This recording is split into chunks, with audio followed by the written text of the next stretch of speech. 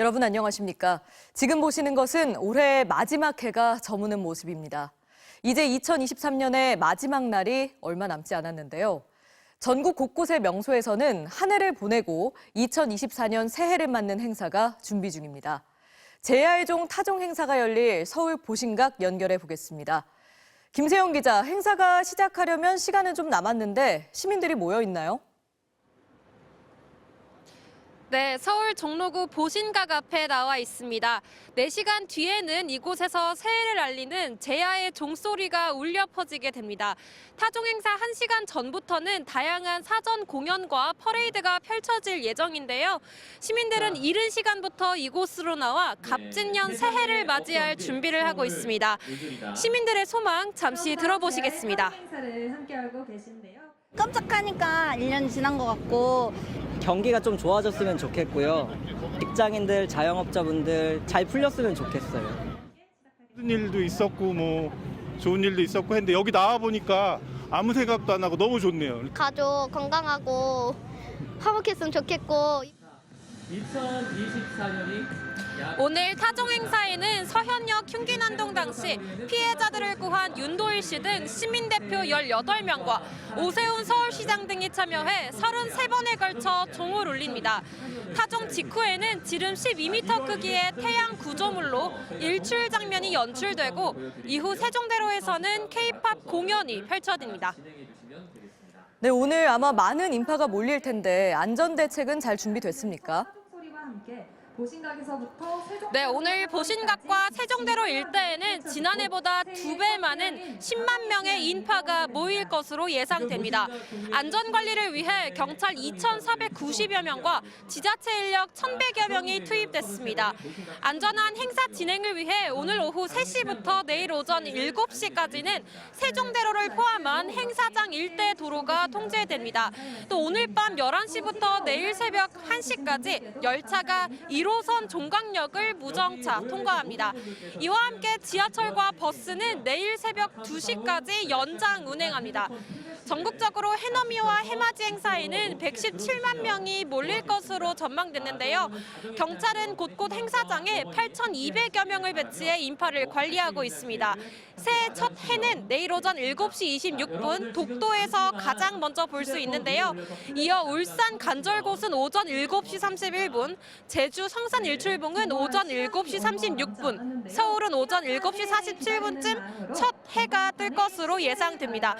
흐린 날씨가 예보된 동해안과 제주를 제외한 전국 대부분 지역에선 선명한 해맞이가 가능할 것으로 보입니다. 지금까지 서울 보신각에서 MBC 뉴스 김세영입니다. 새해를 앞두고 김정은 북한 국무위원장이 남북 관계를 적대적 두 국가 관계로 규정했습니다. 사실상의 신년사를 통해 남북이 더 이상 동족 관계가 아니며 통일의 대상이 아님을 처음 공식적으로 선언한 겁니다. 이덕영 기자가 보도합니다. 김정은 북한 국무위원장이 대남 노선의 근본적인 방향 전환을 선언했습니다. 김 위원장은 남북 관계를 적대적 두 국가 관계, 전쟁 중에 있는 두 교전국 관계로 규정했습니다. 남한을 더 이상 통일의 대상인 동족 관계, 동질 관계로 보지 않겠다는 겁니다. 대한민국이란 표현을 쓰며 국가 대 국가의 관계로 보겠다는 입장을 분명히 했습니다. 흡수 통일, 체제 통일을 국책으로 정한 대한민국 것들과는 그 언제 가도 통일이 성사될 수 없다는 것입니다. 진보, 보수 정권 할 것 없이 북한의 체제 붕괴를 꾀하고 있다며 남한을 화해와 통일의 상대로 여기는 건 착오라고도 말했습니다. 조국평화통일위원회 등 대남 사업 담당 기구들을 정리하거나 개편하겠다는 계획도 밝혔습니다. 남북 관계가 불신과 대결만을 거듭해왔다면서도 그 책임은 오롯이 남한에게만 돌린 겁니다. 전쟁 위협도 노골적으로 드러냈습니다. 김 위원장은 미국 핵 전략 자산의 한반도 전개, 한미 핵협의 그룹 회의 등을 일일이 거론했습니다. 전쟁은 추상적 개념이 아닌 현실적 실체로 다가오고 있다고 위협하며 남한 전 영토를 평정하기 위한 대사변 준비에 박차를 가해야 한다고 강조했습니다.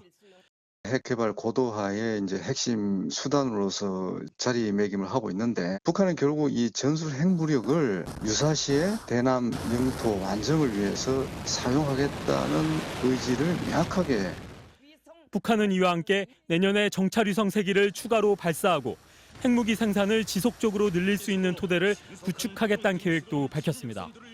MBC 뉴스 이덕영입니다. 민경우 국민의힘 비상대책위원이 과거 노인 비하에 이어 이태원 참사 유가족을 모욕하는 발언을 한 사실까지 드러나면서 결국 자진 사퇴했습니다. 민주당은 이렇게 모으기도 어렵다며 한동훈 위원장의 인사 실패라고 비판했고 국민의힘 안에서도 검증이 부실했다는 자성의 목소리가 나왔습니다. 조희원 기자가 보도합니다. 한동훈 비상대책위원장은 민경우 위원을 정치를 바로 세워줄 뿐이라고 소개했습니다. 누구보다 견고한 기득권층으로 변해버린 운동권의 특권 정치 청산에 앞장서 주실 분입니다. 하지만 노인 비하와 일본 제국주의 옹호로 해석될 수 있는 발언을 한 데 이어 과거 이태원 참사 유가족을 모욕한 사실까지 추가로 확인됐습니다. 이태원 참사 그 유가족들이 막무가내로 계기잖아요. 전장현 이것도 막무가내로 계기지 않습니까? 이것도 다양성이라고 인정해야 되냐 말이에요. 민 위원은 결국 과거 발언에 대한 논란 때문에 비대위 출발에 누를 끼치고 싶지 않다며 출범 하루 만에 자진 사퇴했습니다. 국민의힘은 정중히 사과하며 반성한 데 이어 사퇴로 책임을 졌다고 했지만 당내에서조차 검증을 소홀히 한 것은 문제가 있다는 비판이 나왔습니다. 결혼과 출산의 주된 결정권자는 남자라거나 전쟁에 지면 집단 성폭행이 벌어질 거라는 글을 쓴 박은식 비대위원에 대해서도 특정 수요에 맞춰서 활동하는 유튜버다, 걱정된다는 반응이 이어졌습니다. 국민의힘은 다만 박 의원의 경우 발언의 맥락을 봐달라며 개인적인 입장 표명이 있을지는 두고 봐달라고 전했습니다. 민주당은 인사 실패라는 말도 아깝다며 일부러 이렇게 모으기도 어렵다고 맹비난했습니다. 장관 시절엔 자료만 수집한다며 인사 참사 책임을 회피하더니 이제 누구에게 책임을 뒤집어 씌울 겁니까? 한동훈 위원장은 아무 언급을 하지 않았습니다. 다만 신년사를 통해 국민의 비판을 경청하며 즉시 반응하고 바꿔나가겠다면서 국민의힘부터 변화하겠다고 밝혔습니다. MBC 뉴스 조희원입니다. 전국 보건소에서 운영된 코로나19 선별진료소가 2023년의 마지막 날인 오늘 일제히 문을 닫았습니다. 1444일, 4년 만인데요. 코로나19 검사를 받기 위해 길게 줄을 섰던 모습도 이제 역사의 한 장면으로 남게 됐습니다. 지은수 기자입니다. 무료로 코로나19 PCR 검사를 하는 전북 전주의 한 선별진료소. 검사 받으려는 사람은 좀처럼 보이지 않고 의자도 텅 비었습니다. 상주하는 의료 인력은 3명 남짓입니다. 확진자 수도 일단 많이 줄었고 일단 오시는 방문객분들도 많이 적어서 검사하시는 분들이 많이 적어졌다는 게 느껴집니다. 2023년 마지막 날, 전국 보건소에서 운영하던 선별진료소가 모두 운영을 마쳤습니다. 지난 2020년 1월 전국 506곳의 선별진료소가 문을 연 지 1441일, 3년 11개월 만입니다. 지난 6월 코로나 위기경보 수준을 심각에서 경계로 하향했고 8월 코로나19 감염병 등급도 4급으로 낮추며 대응 수준을 완화한 데 따른 후속 조치입니다.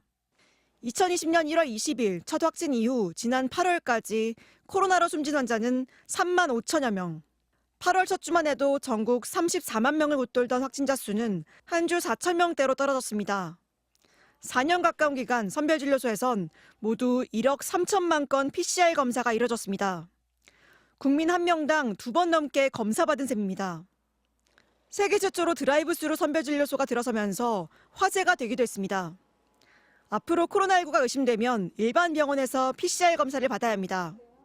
60세 이상과 기저질환자 등 고위험군은 무료로 PCR 검사를 받을 수 있고 일반인 진단비는 3만 원에서 5만 원 정도입니다. 코로나19 유행은 확연히 잦아들었지만 정부는 겨울철 호흡기 감염병 유행을 고려해 당분간 위기경보를 경계로 유지합니다.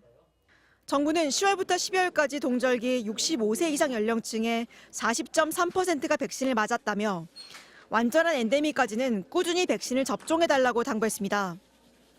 MBC 뉴스 지은수입니다.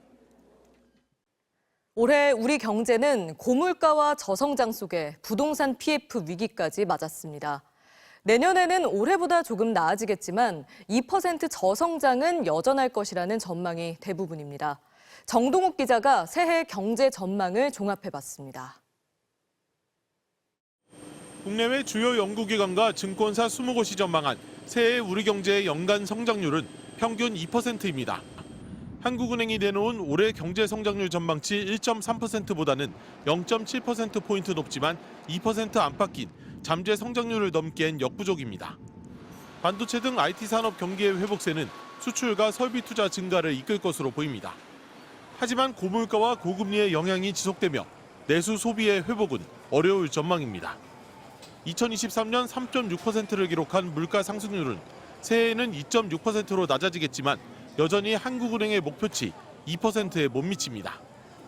1,900조 원에 육박한 역대 최대의 가계부채와 GDP 대비 126%로 불어난 기업들의 부채도 경제 성장의 발목을 잡고 있습니다.